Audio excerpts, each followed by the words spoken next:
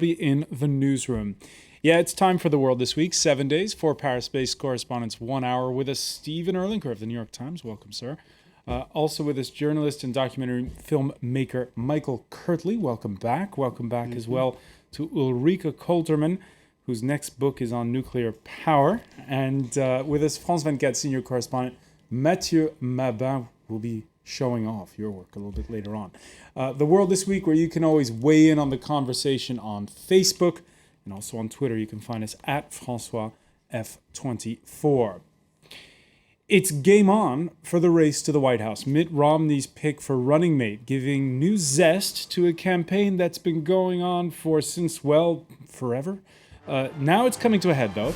Ahead of the Republican convention, Romney picking conservative Wisconsin Congressman Paul Ryan, a choice that seems to have energized the base on both sides of the aisle. There you see from Wednesday's International Herald Tribune, both Obama and Romney saying he's a great pick in that cartoon.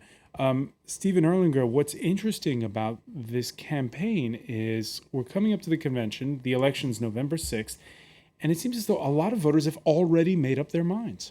Well, quite a lot of them have. I mean, the odd thing about the American election is it will come down to a few million people in about 8 states. Everyone else doesn't matter. They might as well be living in Mexico because their votes are kind of a given. Now, there are a lot of people in those swing states who really are undecided. A lot of them are angry white men, many of them unemployed, who will be looking at the economy. And Romney is trying, as far as I can tell, to bring some youth and spirit, but he's tied himself to a rather radical economic plan that gives Obama a chance to divert attention away from joblessness onto what may seem radical in the Paul Ryan ideas. And some of his ideas on Medicare, for instance, may scare off some older voters who would normally vote Republican, but he may attract others who were tempted to vote for Obama. It's too early to know. All right, you say just a handful of swing states. One of those swing states is Iowa. Now remember, when we talked about Iowa the last time, it was the dead of winter at the start of primary season. Well, now that state is suffering through a summer drought, and the candidates are back. But as you see the president come through on his bus tour, you might ask him the same question that I'm getting asked from people all around America, and that is, where are the jobs, Mr. President? So if you happen to see Congressman Ryan, tell him how important this farm bill is to Iowa and our rural communities. It's a strange thing, is it not, Michael Kirtley? An election that takes place in 50 states, and yet, as Stephen was saying, it boils down to just a handful of them, and the tone of the campaign can sometimes seem a bit parochial if you're watching from the outside. Yeah, and you have to ask yourself exactly what was Romney going for when he was choosing Congressman Ryan, because first and foremost, he's a congressman. Congress does not have a great approval rating inside the United States, only something about 10 to 15% approval rating right now. So in choosing Ryan, he had to be going for the base. Obviously, that was his choice to say we're going to go after the Christian right and the other conservative elements in the Republican Party. But what's going to happen, in my opinion, to the center of the Republican Party? That's interesting. Are they going to go to vote? Is this energizing them? But as was said earlier, obviously the biggest question is this very, very small margin. I think the New York Times came out recently and said 3 to 5% margin of those undecided voters. And so I think this was a gift to Obama, actually. Were you surprised? He's kind of an everyman figure, Ryan is. And so in that sense, I think that Romney was trying to sort of balance out his own image of being rather aristocratic. But I think I was surprised. On the France 24 debate Facebook page, Matt wrote the following, that Paul Ryan's plan to save Medicare by reforming the program that is currently going bankrupt. I guess not every nation can live like it's Greece. So some people are supporting him. In fact, Ryan getting favorable reviews from The Economist as well in an editorial entitled "The Man with the Plan." The Economist writes, he may harm Mr. Romney's chances of election, but although his thinking is open to much criticism, his clarity is a virtue and increases the chances that voters will be presented with a proper choice on the central issue of this November's presidential election, how big America's government should be. Ulrike Kollmann, is that the central issue in your view? I think it is true that with the choice of his second man, the campaign is getting more interesting now because he's the guy who stands for clear figures and for clear plans.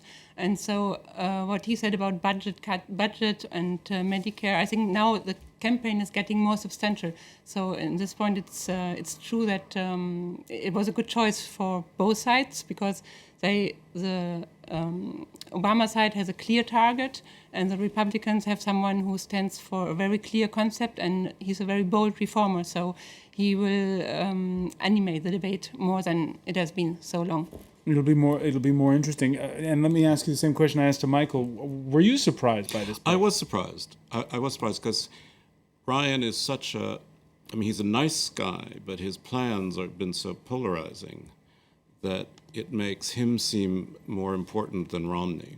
I mean, suddenly the discussion is all about Ryan's plans, not about Romney's plans, and it kind of diminishes Romney. It makes him seem, to me, less presidential. I thought he'd go for someone more like Tim Pawlenty, who's a former governor. But so I was surprised. I mean, these things are big risks. In the end, people vote for the president, not for the vice president. We'll see what actually happens. But Ryan will bring, I think, forward, is very important, a debate on the American deficit. He's very much believes it needs to be controlled. We have no idea how Obama intends to control the deficit, and that's important. All right, so Ulrike and Steve saying at least we're going to have a substantive discussion on that matter. But unfortunately, to those who predicted that this choice of a clear-cut fiscal conservative would raise the tone, well, not this week at least. Under Obama's plan, you wouldn't have to work and wouldn't have to train for a job. They just send you your welfare check. And welfare to work goes back to being plain old welfare.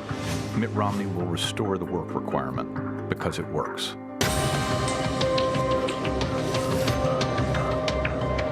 President Obama quietly announced a plan to gut welfare reform. The ad itself is full of outright lies. The notion that the work requirement has never ended is a lie. Mr. President, take your campaign out of the gutter.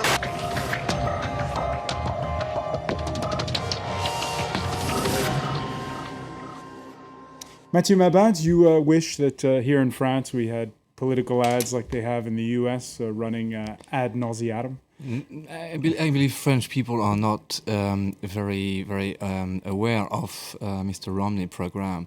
We are still on the last campaign. In fact, it was as the rest of Europe. Such a revolution 4 years ago. A black man in the White House. Mr. Obama was so popular. It was really a revolution. So the image of Mr. Obama is almost the same as 4 years ago, and the French politics is so different than the American system. The campaign is so different. I'm not even sure a French conservative wants to be linked to Mr. Romney. The image of Mr. Obama is much more popular. Well, does that surprise you when you're covering for American readers? No, well, I mean, I was here 4 years ago when Obama came as a candidate, and Sarkozy, who, after all, was on the center-right, wanted to identify with him. He couldn't keep his hands off of him.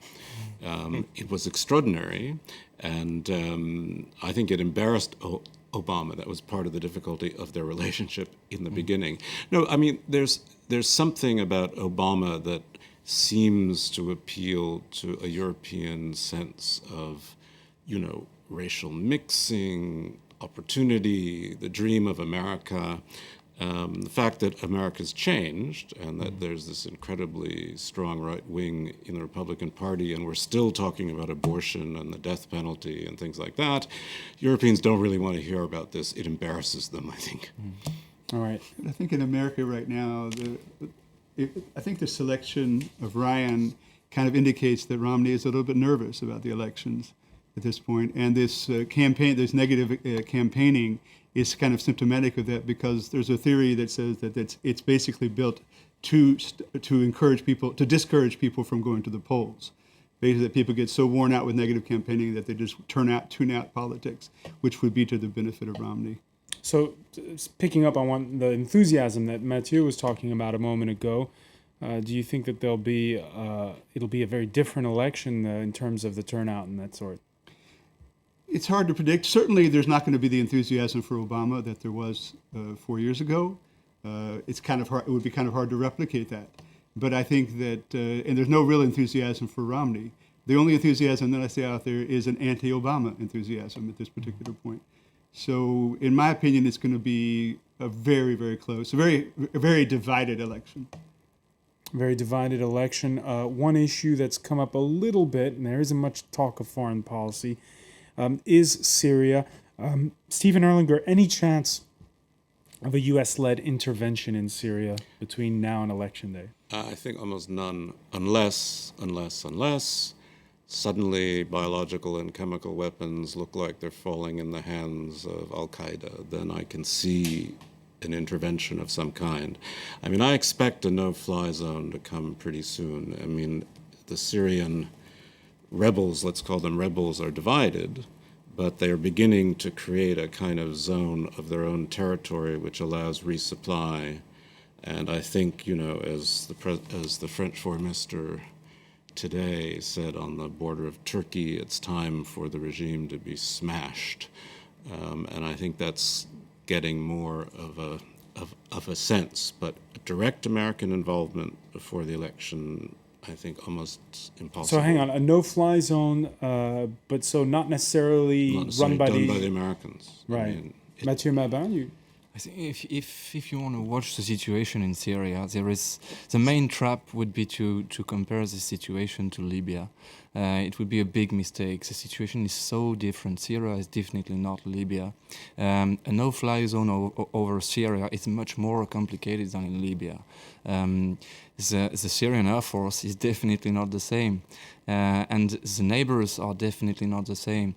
So, of course, everybody knows it would be the situation. There is one way to stop the massacre in Syria, is to create a no-fly zone over Syria. Today the planes are killing people, so it would be the solution, but this solution is going to be very difficult to reach, and it's absolutely not sure the international community can succeed in creating a no-fly zone over Syria. Definitely not. And the French foreign minister that you were mentioning, Stephen, wary of intervention. He went on record as saying so on Thursday, but he's not holding back when it comes to his feelings about Syria's current president. Bashar al-Assad no longer deserves a place on this planet because he's carrying out the destruction of an entire people. We cannot accept Assad any longer, even if he has lost ground, and if he loses more every day while he continues his violence. Assad would no longer deserve a place on this planet. Ulrike Kolderman, your thoughts on that? Great words, but nothing happening on the ground. I mean, when you compare this with the situation in Libya, even though you cannot compare the situation on the ground, but let's just compare the French attitude in Libya. They were just first front and trying everything. But is he implicitly there calling for the assassination of the Syrian president? I don't think so. I mean, the easiest way would be backing the rebels, but that's tricky as well, because you cannot flood the country with even more arms. The rebels are not unified, and there's a big chance that the Islamists can profit from the situation, and the international community also has to prepare for the post-Assad era, and this is not happening now. There is a rule in diplomacy: when you're weak on the ground, when you're weak on the battlefield, and when you can't do anything, you use hard words. And this is typically what we are seeing with our foreign minister, definitely. Yeah, I took the trouble before coming here of going over the last about 15 weeks of news headlines. You did your homework, Michael. Every week it was situation in Syria escalates, Ban Ki-moon says we have to do something, or somebody else says we have to do something. And What I noticed at the same time is there's no real popular groundswell in France, in America, or anywhere. People seem to have lost a serious interest in this, or else they're tuning out the violence. But during the Arab Spring, it seemed like Libya kind of fell into that same category, and people sort of were cheering for the rebels in Libya. I don't see that exact same approach here. So I think not only are there much more complicated political dynamics that exist in terms of thinking about an intervention of some sort, but there's also perhaps a lack of popular will to go after to attack the situation in Syria. And gridlock at the United Nations. In gridlock, but I think that if there were some popular will around somewhere, that might dissipate. Well, I mean, I must say, I think rhetoric like that undermines the credibility of the new French government, because if they're not prepared to do anything, they shouldn't talk that way. I mean, I think it's really a problem. There are a lot of questions about what Hollande wants to do, about whether being normal is being too quiet and too reactive and too passive. These criticisms come not just from Sarkozy, but from other people too. So I think Fabius has to be careful. He's a big talker, everybody knows that, but I think he should be careful. I also think it's clear, and I think you would agree, it's not just a civil war, it's a regional conflict now. And everyone in the region is invested in it. Lebanon is unstable, Hezbollah is involved, the Qataris are dumping in weapons. 170,000 refugees across 5 countries. Yes, exactly, and lots of dead. And frankly, if the West doesn't begin to do something active on behalf of this revolution, even to help pull it together, I think it's going to lose a great opportunity. But nobody wants to assume what's is going to happen after that, and everybody's terrified. Even the U.S., it was very interesting to hear Mrs. Clinton to talk about those jihadists, Salafists in the north part of the country, when finally the American diplomacy decided not to intervene, and the French did exactly the same a few days later. It is very interesting. I believe the Security Council and the UN has never been so respected by the Western democracy. We didn't need the Security Council to intervene in Kosovo, for example, not even in Iraq, and it happened later. Well, what worries me is exactly that, is Iraq. If Syria really collapses and the state collapses, the effect on Lebanon and Iraq. Collapses. Let's pick up on that point when we come back. Fine. You're watching The World This Week on France 24. We're going to talk more about Syria. We're also going to talk about the new guy in the WikiLeaks affair. We're talking about Ecuador's president. Stay with us.